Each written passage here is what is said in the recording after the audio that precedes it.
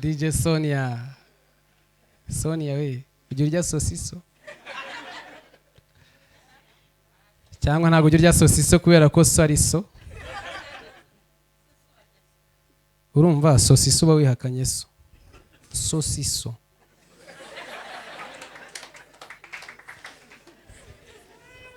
Nicyo kibazo kandi so ni so. Tugiye kwakira umunyarwenya wundi witwa CACANA ngo cyo ni mu ntara. Harya waboni? Oya nta karongi ureshya gutya.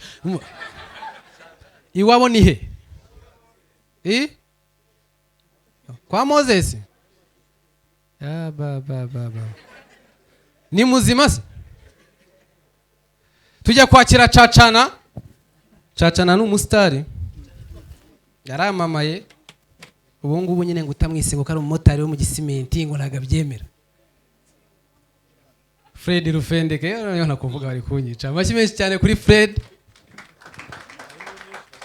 Ayo niyo menshi yawe bro. This is my show. Yo mu tipe nawe munyarwenya wenyine mu Rwanda ugira blague yo mu gifaransa buri gihe ahora yibroka ameze gutya. Agira akarimba ajya aririmba kakarimbo ni gwikirarya. Kwa nize Kimihurura Kabiri.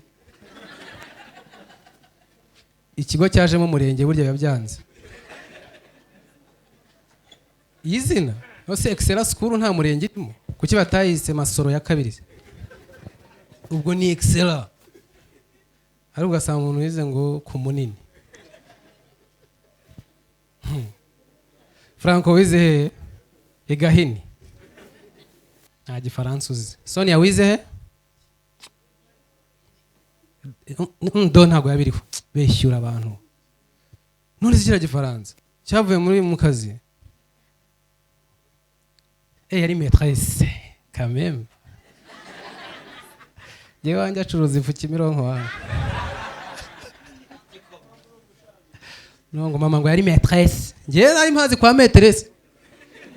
We mama yari maîtresse. Ha gifaransa shaho ni cyiza.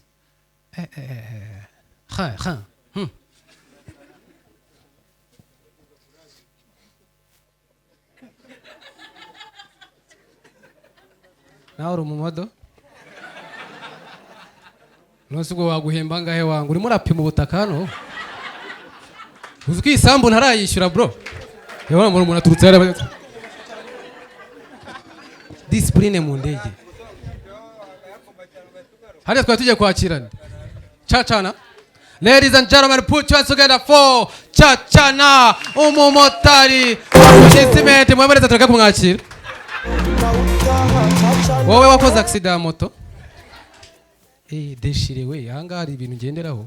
Nimba uzajya uzambaye gutya ni bitandatu. Urumva? CACANA ze kataraza. DJ Puriane ndabona yakafashemo. Kugisimenti ni cool. Zanu wawe, zanu wanjye. Turagina bakatondo.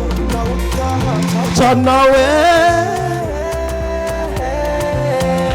Yewe tumba nawe yago muse tutwike Mwiriwe umva bebe impamvu ninjiriye kuri iyi ndirimbo nuko ndi umuhanzi oya nako nari umuhanzi ariko nyuma naje kureba nsanga iyo nkomeza kuba umuhanzi nari kuzasabiriza kuko nasohoye indirimbo muri 2012 iyo ndirimbo yarahitinze ariko mu rugo wacu gusa nyuma nza kugira ngo nuko nayikoreye mu ntara nza kwambuka imipaka nzi Kigali nagiye muri touch record nkora indirimbo ngezeyo nkora indirimbo ndayijyana ndayimanukana ngeze mu rugo nzi ngo iri butwike hose nyishyizemo ngo kuramo ibyo bintu byawe twarabirambiwe rero nahise nihitiramo undi mushinga ndavuga nzajya no kwibera i Kigali nahise nigendera nizira i Kigali mfata ibyanjye byose nizira i Kigali ariko abantu barambwira ati kugira ngo utazakumbura mu cyaro nugera Nyabarongo uzatema igiceri ntuzigere uhakumbura kugeza no busi ndasubira iwacu mva bebe nageze i Kigali birancanga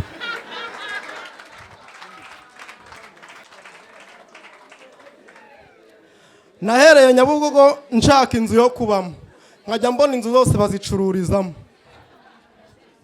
nkibaza ahantu ndi buhere mba nabaza ati se inzu bacururizamo ubu ni gute wayibamo ukabona amafaranga uyishyura. Ndagenda noneho nateraga amaso hakurya, urabona iyo uhagaze Nyabugogo, nateraga amaso handi hakurya nkabona amazu ahari niyo mabi kuruta iwacu.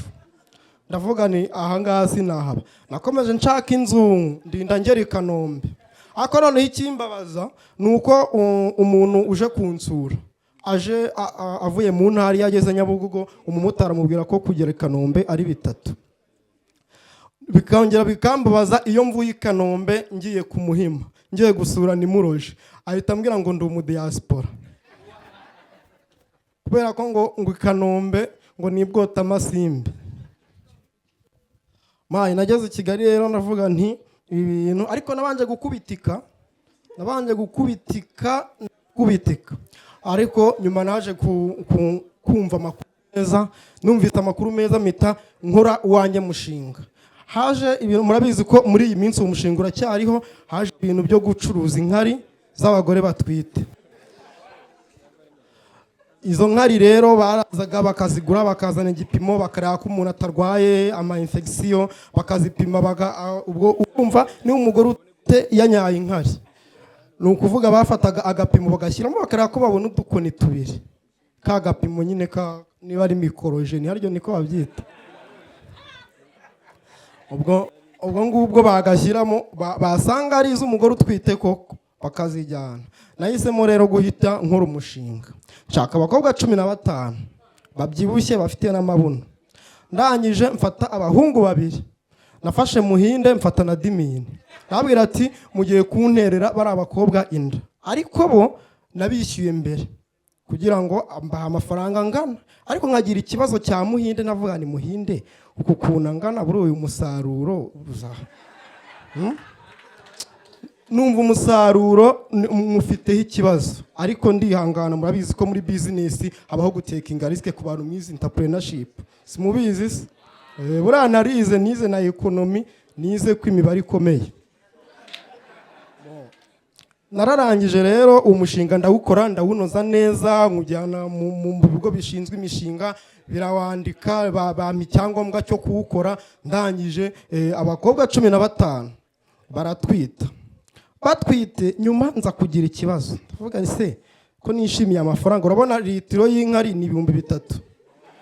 Urumva umukobwa iyo atwite ukaba wamuha igikoma cya mu gitondo, ni saa 6 ukamuha icyayi, ariko ugashyiramo isukari nyinshi, bituma nyara cyane.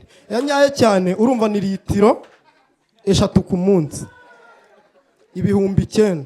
Fata n'abakobwa 15 banyara 3 ku munsi, urumva amafaranga arimo. Ikibazo uwo mushinga ni muwunkopera, narawandikishije. Oya nzabwira izina ryawe. Nari inkotoye. Ubwo rero naraje kubana nsanga 3,000 ku munsi ku mukobwa umwe ni 9,000, kubera ko anyara 3. Ubwo ibihumbi 9 gukuba 10 ni 90,000, gukuba 15 ni 150. Mfata 150, ariko ubwo nibyo munyibutse imibare irakora, munyibutse, niyo mpamvu habaho calculatrice, ninjye wazikoze se. Ndangije ndeba ayo mafaranga, mfata amafaranga yinjira ku munsi, nkuba n'amezi 9, nsanga harimo n'amafaranga azishyurira abo bana bose amashuri. Uwo mushinga ndawukora, ariko ikintu cyanangaje kurusha ibindi ni ukuntu abakobwa Muhinde yateye inda bose aribo binjije menshi. Burya nta muntu uba muto hose.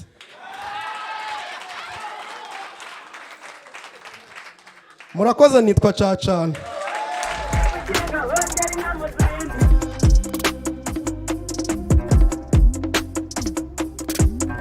Umushinga wongera inyana ubwatsi.